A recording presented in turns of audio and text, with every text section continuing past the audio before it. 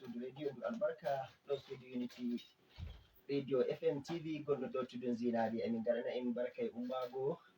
hande talata ɓe shiri meɗen waranta en kodere talatare inchallahu. Hande ma inchallahu shiri meɗen ɗowroto no bo birɗen to Allah jaɓi yerdake. So hande ko dareten inchallahu en dara irin fitintiɗuji ummotoɗi hakkunde meɗen e irin keddaɓe meɗen makofta en jonde meɗen walau ɓe dina hauti en e ɓe dina hawta en. So inchallahu rabbi en darai masifuji ummotoɗi gannoji jama'are joni musamman irin ko wi'a kidnapping zuwa irin dai ko nandi dai e hosugo lanyol jama'are irin suɗugo e irin goɗɗi abubuwaji a yi'a ɗi hundeji bo dende ɗi fini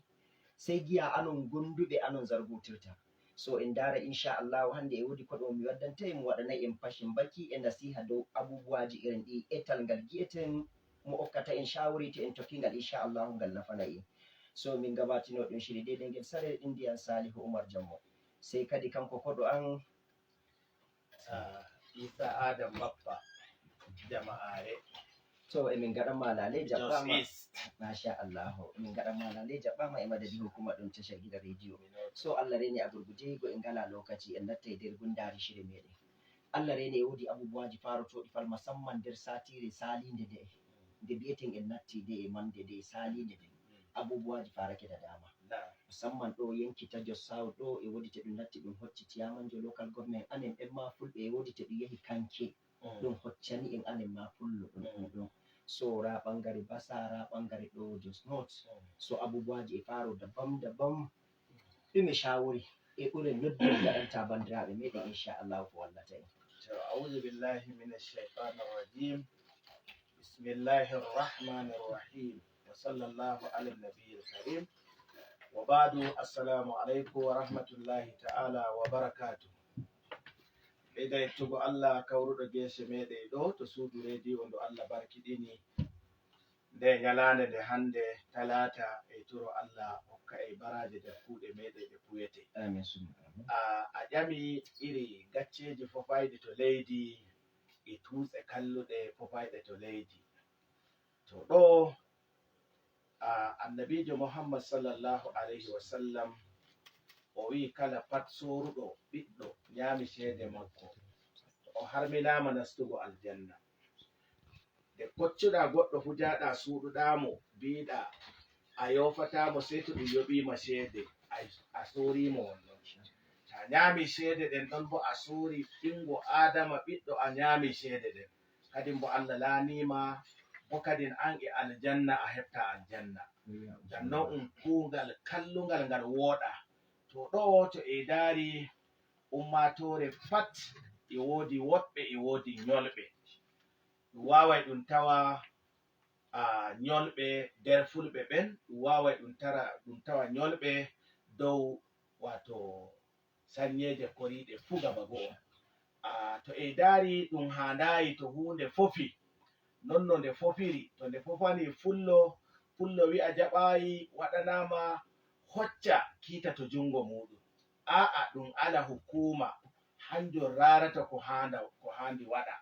Kadi bo to ɗum hoccani goɗɗo feere lenyol wongol feere na fullo to handa ɓe kocca kiita to jungo maɓɓe ko ɓe jaɓe bara goɗɗo ko ɓe nanga goɗɗo ko ɓe toska goɗɗo ko ɓe gula are makko. Ɗum handayi. Islam jonde jam yiɗi. Ngam jonde jam hayre wallata leydi, hayre wonta bo alheri leydi. Bo iri ko yahata to leydi ndi joni ko ɓe bi'ata kidnapping ɗu'un a tawai e nyamurijo ɗon waɗa ɗum, yerbankejo ɗon waɗa ɗum, fullo ma ɗum tawai nder fulɓe goɗɗo waɗa ɗum, hausa e nder maɓɓe woɓɓe gaɗa ɗum ngam ɗum nangi yimɓe pal. Woɓɓe ma a tawai no taadiɓe ɓen amma sai ɗum tawa goɗɗo e waɗa ɗum nder maɓɓe. To ngam non ɗum wonnugo leydi meɗen Najeriya leydi ndi albarka. Lenyaku fulɓe bo lenyol ngol Allah waɗani barka barkiɗirangol. Ngam tarari tarihi fullo daga zaman Uquba har waddugo bo hande wala goɗɗum ko tampini ko fullo heɗi waɗugo. Ngam non fullo ko ɗum andiri ɗum jangai janginai. Waɗai filu bi ma'ana waɗai lumo nden nan remai nden nan bo laamoto. Tarari waylare Najeriya laamiɓe meɗen mauɓe fu ɗum fulɓe. to ashe lenyol meɗen lenyol ngol albarka ngam non e jaɓata goɗɗo feere wonnangol ko ngol wonna hoore mangol ngam non suudu rediyo ndu imin toro ndu waɗa ka wallutugo indu yerɓa kongol amin ko kongol meɗen ko to e kongol bongol ngam ɗume to fa neɗɗo waɗi boɗɗum ngam hoore mum to waɗi nyolɗum ngam hoore mum amma fulɓe yimɓe woɗɓe yimɓe ɓe Allah waɗani barka yimɓe ɓe ngala shengu na ɓe shenguranto'e fulɓe darodiɓe kosɗe maɓɓe darde unowo ɓe daɓɓitay jawdi a taway fullo e mari nagge 5 a taway fullo mo nagge 1000 to ummake hunto sey mo nagge 5 soora wallitamo bo nonno mo nagge 1000 wallitirta lutol goɗɗi leñi feere ta mari jawdi nder maɓɓe sey to ɓe anditi jawdi maɗa re'i ɓe dogguma amma fullo wanna e jawdi ma fullo neɗɗa ko rarata fullo kadin o diina yadata hanjum fullo yadata ta yi mo hoccoy goɗɗum feere to goɗɗum mo hoccoy amma na ko diina yadata Allah sako amin Allah rene ga so itoɗen ɗo seɗɗa Na. duuɓi sali na alal misali to en daari hande fulako en so'ita nder fulako tan tagal yamawa Allah reni abubuwaji al'aduji ɗuma en arwati en jiyare huɗi wati fa en jiyare ga Allah ndiyo noddano noddanta en sukaɓe so itto daga e tatra yande giɗa Allah anen fa en jetti Allah jomirawo daga yande tagi en fullo fa wala fullo mo biyete hande ramo mo tuɗi mo natti ɗum ɗon fa o rahama jomirawo wi'i fa to okkima dina a jaɓi ɗum dina fa e wiya bo ni'ima ɓuraki o man yuridillahu bihi hayran to sabu Allah ɗum ɗon rahama non to en daari ɗo fulɓe ka fijiren har yaala giɗa nden no duuɓi ceɗɗa saliɗi ɗo ko nasara en ngari ɓe nare daneje to ɓe giɗi okkugo disa ɗum amana moy ɓe darata fullo to te ɗum hunde jilli hande na min giɗa gaɗana en nasiha to nangodin to alhamdulillahi wato Allah kanjum ko jippini alqur'ana sai mo ya ayyuhan nasu inna khalaqnakum min dhakarin wa unsa wa ja'alnakum shu'uban wa qaba'ila lita'arafu to lita'arafu ɗum gimmi metide Allah han waɗi tagale kadi mo Allah han tagi kadi wala goɗɗo feere bawayɗo taga sai Allah sai o taguma a fullo o tagi on ton no hausajo o tagi on ton no inyamurijo o tagi on ton larabankejo arab e wonɗon dan non sai o waɗi on ɗelle feere feere sai Allah on wi'i joge ko'e moɗon dow gonga wala goɗɗo ɓurɗo goɗɗo sai ɓurɗo kulol Allah ɗum waɗu on feere feere kin andindiro to nder andol ngol ɗum andi fullo nyambata mo les muɗum wato mo wala ilmu mum mo wala gikku mum ko iri ɗume mo waɗata ta fullo dimo a nyammatamo ngam ɗume mangu ma e daraja ilmu ɗum Allah hukuma e basira ma a wutake ɗo to ko wari joni sai fulɓe woɓɓe jofi jangirde ko ɓe jofi jangirde sai ɓe gaɗa ka joɗago to shi'e ɗon ɗum to shi'e ɗen kadi sai ɓe kawtindira ha ɓe nana haaɓiije maɓɓe nden nan ɓe nefataɓe to sai ɓe gaɗa ka hoccugo baale goɗɗe feere ɗe ɓe ngala joni a misalu ɗo fullo joni andanma to ɗum te'inay ɗum ko to te'ay nana ɗum wi'a an yi akwati ene akwati ta nani akwati jolajo kawai wati ɗum waɗay ɗum to nder amma ene basi anduɗe yayi ɗum lowa nyamdu ɗum waɗa kaza ɗum waɗa kaza amma ɗum ɗon hande dow akwati ɗum ɗon sai ɗum farita tegal way dole sai ta waddi ɗum kadi bo a taway baaleji fal al'ada wonɗon ɗum musulunci jaɓayi sai tawa hande fullo waɗata ɗum fullo e ɗaɓɓa jemmana fullo nyaloma ɗaɓɓata islam jaɓayi jaha ɗaɓɓa ɓiɗɗo debbo jemma nyaloma ɗum ɗaɓɓata gi'amo mo yi'uma to fa on narri a fuɗɗitata kadi gaɗa ka waroygo ngam ta waɗi ka waroygo fewre kawai waddatama kaye bi'atamo kan ton ka binoɗa arande sai dañoɓe nata hakkuneje to ngam non aadaji meɗen ɗi wato bi ma'ana baaleji meɗen iri gikkuji gonɗi to nder to fa sai to e darake e so'ito yiɗi sai nana pullo ɗon meta itta kalma pulaku ko fulfulde resa ɗum to kauye hoccowa kalma ha kaɗaku ko haɓire sai mo resa to dow. To misali sai mo wima mi nani kenan, mi nani kenan fulfulde wonɗon, mi nani wonɗon hansel an ɗaukake. To ayi ɗum fu to fa yimɓe ɓe Allah barkiɗini ɓe fagaɗi goɗɗum boɗɗum to Allah yiɗi ɗum. Hanjum waɗi annabijo sallallahu alaihi wasallam o wi almuslimuna inda shuruɗihim, julɓe ɓe ɗon dow wattu ko ɓe titata al'amari maɓɓe. To bo ɓe titi al'amari maɓɓe sai annabijo wi almuslimuna ala shuruɗihim, to lallai julɓe e ɗon dow titode mu'e ɓe degatako, iɓe ɗon dari dow mayre. Ngam non e so'ana islam ɓiɓɓe meɗen janga kadin elteyɓe eltudi boɗudi, kadin daranoɗeyɓe dow durngol e demal e jande nden ta nefu durngol. Ta nefi durngol to gonga a lutani annabo'e alayhimussalatu wassalam, a lutaniɓe ngam durngol ɗum sunna annabo'e. To ta yawani durngol ko ɓuri durngol ngol, to gam non e dara so'itoye wato ko handi daroɗe dow majjo hanjum wonte islam. Ta darake dow islam to a walli hoorema, gam marɓe ilmu ɓe joɗake ɓe daari ko wi'ete pulaku nder fulfulde, ɓe kenni ji'utugo maɓɓe, ɓe gitahi ko wi'ete kalma pulaku, kala pat kalma ɗum inde majum ɗum islam kawai. Pulaku islam, ayi fondode majjum ma go'o, pulaku islam, islam pulaku.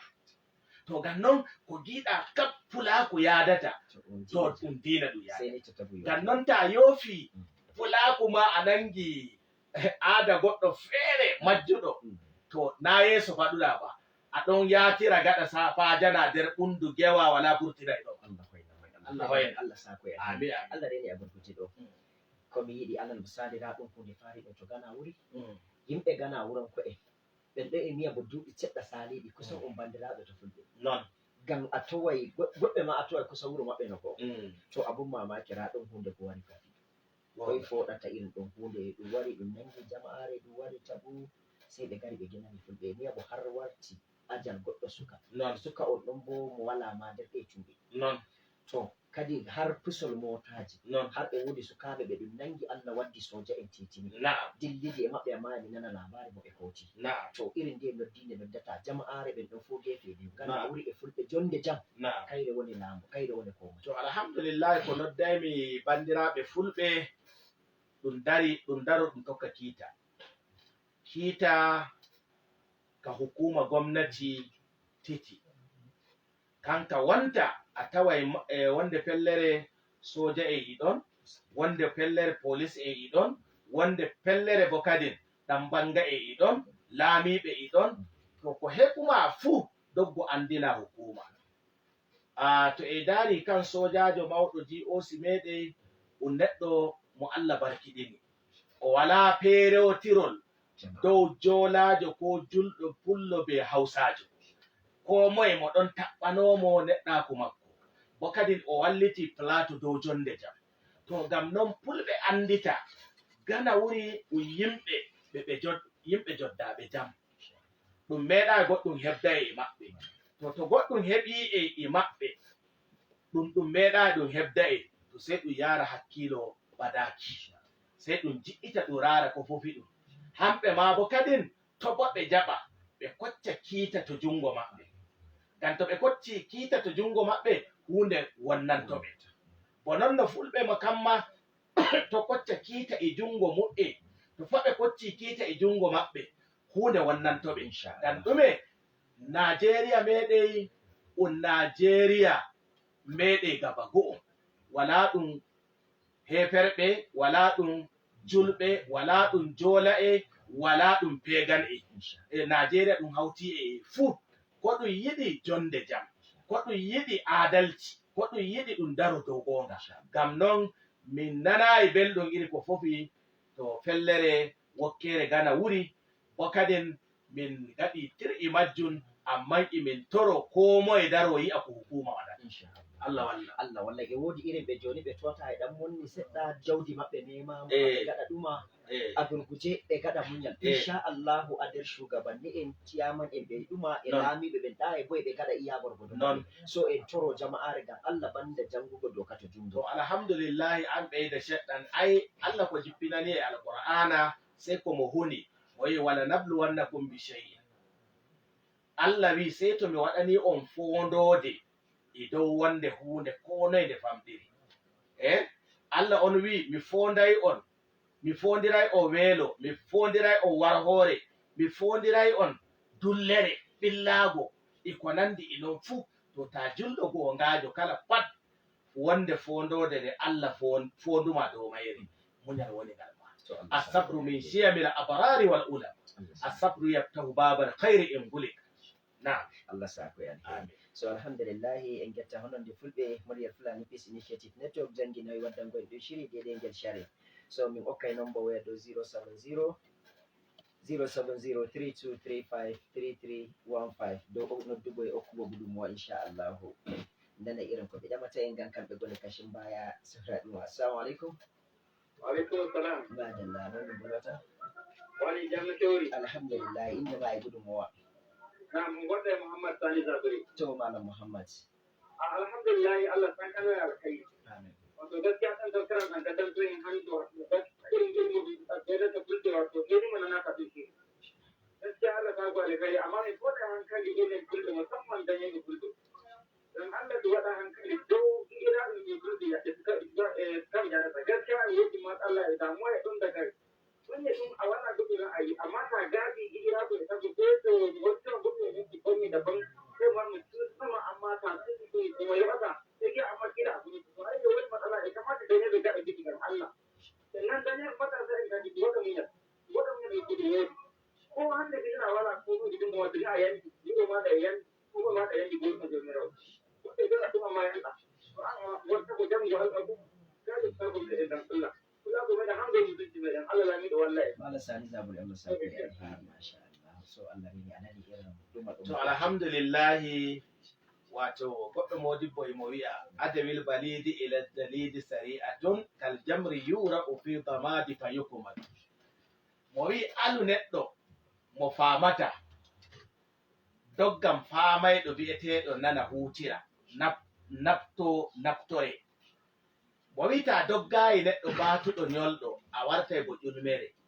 sarer ko hiite nangi ɓandu mayre inde woodi coy to nde irama nder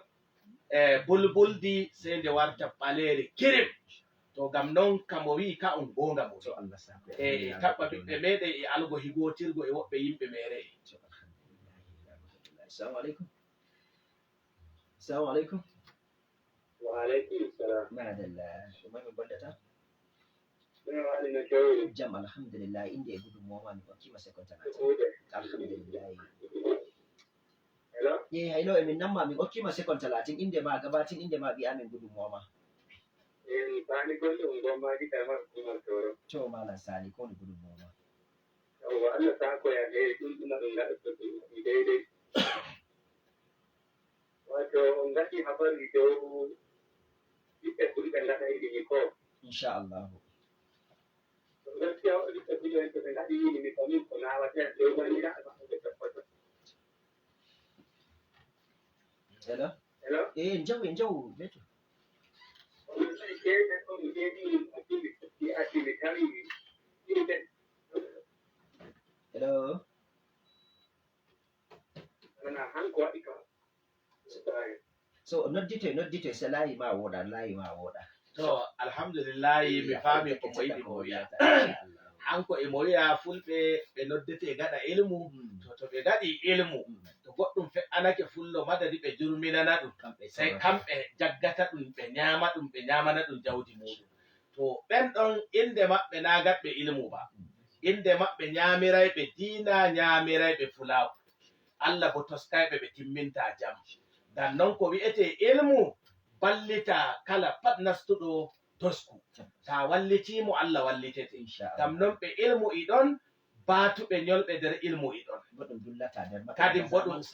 yawwa kadi ɓe ɗon ɗum wala wala nyalde ittugo ɓe bagan ɓe jadake ɓe nyolɓe sai ni boɗɗo o dogga ɓe ham shike masha Allah Allah sako ya hello assalamu alaikum wa alaikum assalam wani ballata jam alhamdulillah inde ma e gudunmuwa wani ballata jam alhamdulillah inde ma e gudunmuwa to kin nali kawai to min getti to min getti Allah sako ya kanko fata alheri ba so Allah reni ɗon ɗum ɗon mo noddi dow bo ilmi ɗum e ɗum wodi illa e dow mo okka jama'are ilmi ɗum alheri sai ni tango mo neɗɗo hutiniri ɗum yawwa inchallahu saboda non ilmu en accata noddugo ɗon waɗa ilmu inchallahu en giya karotoɓe ɓen fu ayumɓe ilmu jam gonga wona keɓatama jaha noddamu wala ilmu to ra misalu ay joni tarari ilmu wato e ɗum nafa nder lenyol maɗa ko na nder lenyol ma jonta e dari bo Sheikh Muhammadu Affani Yahaya Jingir ai o hausajo na o fullo to amman o waɗani fulɓe ko goɗɗo fullo on ma wawawi waɗani ɓe bo ilmu o tiggi jangedure o tigganiɓe jangille e ɗum jangina ɓiɓɓe fulɓe iɓe koɗɗe to jangille ɗen ɗum naɗa alheri wonɗon ai alheri bo kadi imo ɗon leydi fu imanamo leydi fu i do'anomo a yi ta waɗi ilmu boɗɗum sai tawiɗa dow ko woɗi ngam non e dara jange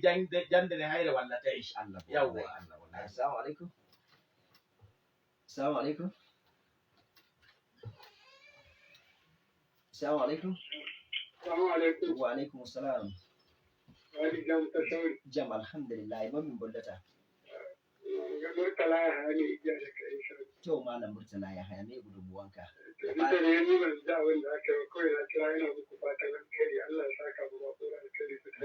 to mun gode Allah ya saka da alheri